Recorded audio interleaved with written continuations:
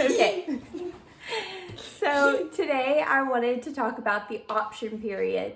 What do you think the option period means? What does it sound like? The option period. What does that mean? You think about something? You think about something?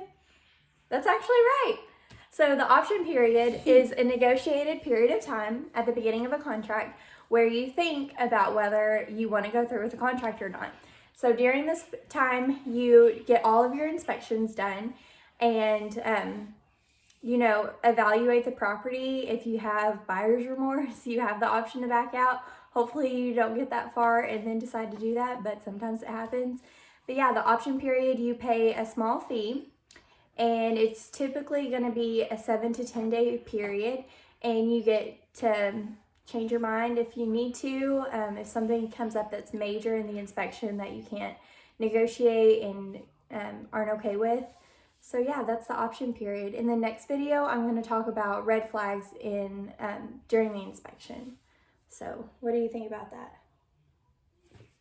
Still playing with your tooth? All right.